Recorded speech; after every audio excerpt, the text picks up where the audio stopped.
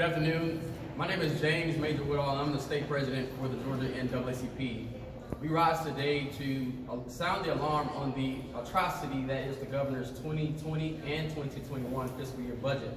We are concerned that this budget not only represents a commitment to white supremacy, however, it also reflects a commitment to ensuring that we return to the days of Jim Crow.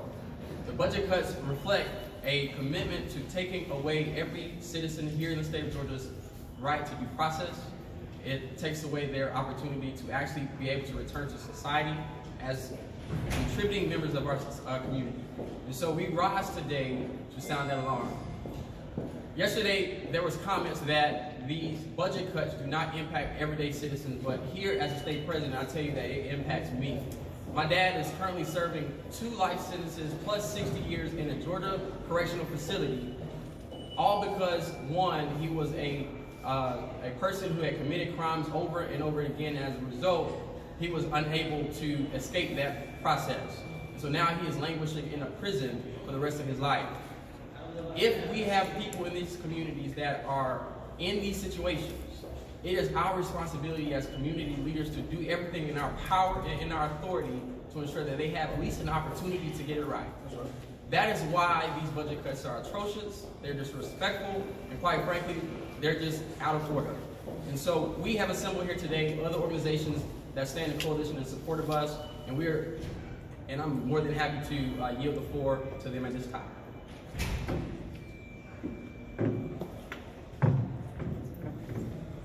Good afternoon. Good afternoon. My name is Kosha Tucker. I'm a staff attorney at the ACLU of Georgia, the American Civil Liberties Union Foundation of Georgia. Do you mind spelling your first name? Of course, it's Kosha Tucker. Under Governor Deal, Georgia made a tremendous amount of progress toward a more fair and equitable state and a more fair and equitable criminal legal system. That system worked to restore all Georgians to their communities. But these budget cuts to indigent defense and accountability courts will take Georgia backwards.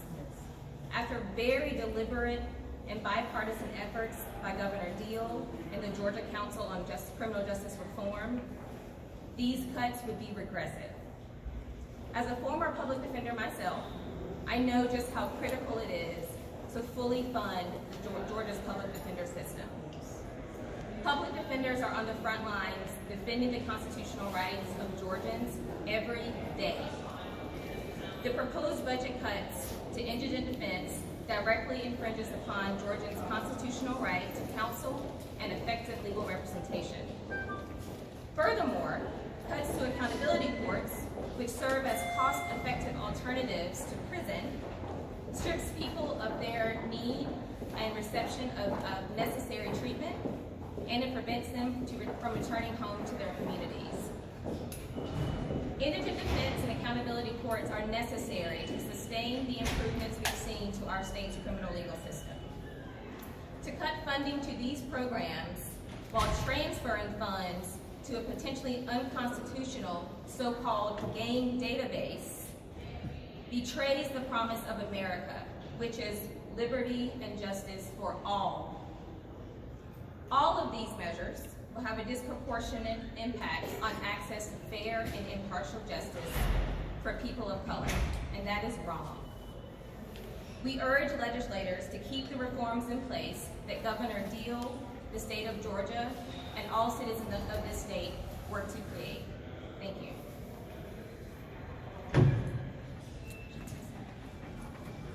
Good afternoon. Good afternoon.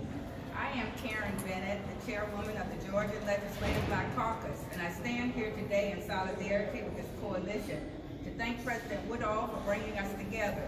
We have a common thread among us of equity and justice. And so we stand together declaring that we are demanding equity and justice in this budget. And so without further ado, I'd like to give the podium to my next colleague. Thank you. I'm attorney Robert Patillo, the executive director of the Rainbow Push Coalition Southeast region here in Atlanta, Georgia. What we saw last week was that President Trump, during the Super Bowl, spent $10 million talking about criminal justice reform. What we saw was that during the State of the Union address, they talked about the First Step Act. They talked about Second Chance Act.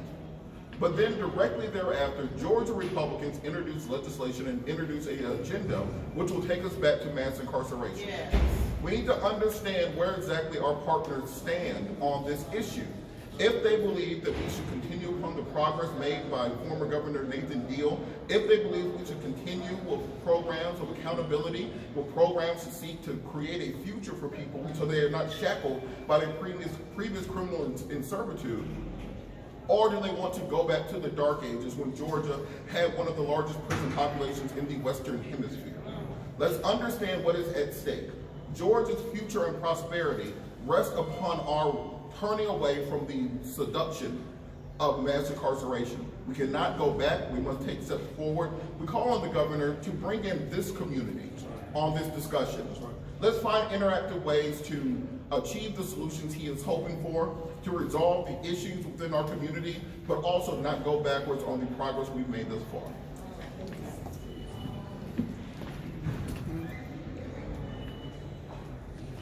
Marcus Coleman, founder and president of Save Ourselves, founder and former president of National Action Network, Atlanta Southeastern Regional Headquarters. I just want to go off script just for a quick second and salute to Brother Woodall, the youngest appointed, elected state conference president of the NAACP at 26 years of age. This is all his goal. He wasn't looking for that, he doesn't need that, and that's why I support him and love the young brother for that. I'm here to talk about two issues. Shortly on the budget. I mean, the fix is on. I mean, where do you take up to nearly $3 million of an already depleted program that is supposed to be here to help the least of these? We know with the disparities in the criminal justice system, we know that black, brown, and the hirelings benefit more from this particular program. Not to mention it's our tax dollars. Very familiar to a tactic that street hustlers use called three-card Monty with your tax dollars.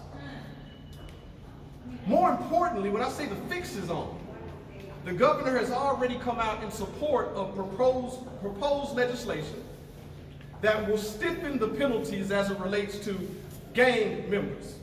Now follow me when I say this. None of us up here in this coalition, I don't believe any of you in the audience, support crime.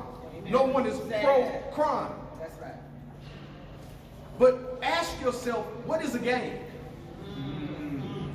5 to 15 years in additional sentencing on top of any crime that you are charged with.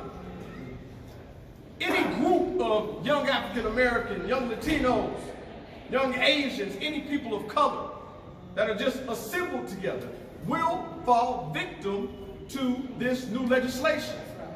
Now again, it is proposed, but the governor has already come out and said that he would sign it if it passes both chambers. I echo my colleagues' sentiments. I had the opportunity my colleagues' sentiments about a meeting with Governor Deal. I had the opportunity for the last 2 legislative sessions to work alongside of Mable Thomas, who is here today, along with Senator Parent, along with Senator Donzella James, and actually participate in a signing ceremony for a bill called CJ's Law, named after my cousin, for hit and run legislation. Why is that important? Because this proposed gang legislation, I understand, is named after a young kid that has lost his life. No one here is condoning that type of behavior. But we are in opposition to a legislative, orchestrated, governor-stamped targeting areas that we know suffer from disparities here in these yet-to-be United States of America. Thank you. So if we could be very specific as to what parts of this budget that we are objecting to. One, the accountability courts, which helps the least and the lost and the marginalized, those veterans who, for whatever reason, return to our communities and have committed a crime. We want to help them get back on their feet. They have committed the ultimate sacrifice of giving us their lives. Now is our time to help them and not to send them to prison. Another thing, the youth detention centers. There's an appropriation cut to youth detention centers that our children, not adults, our children are being sent to, and we take money away from them to be able to go back into their communities and become productive adults. But if they're in prison, they're not going to be that. And so the accountability courts, the Department of Corrections has cuts to health care for prisoners, right? Are we going to let them languish in jail cells and simply die? To be able to take them and put them into transition centers, taking resources from that as well. And so there's so much wrong with this criminal justice proposal that the governor has put forth. And we're willing to work with any and every person in this legislature to ensure that our communities are represented by this appropriation.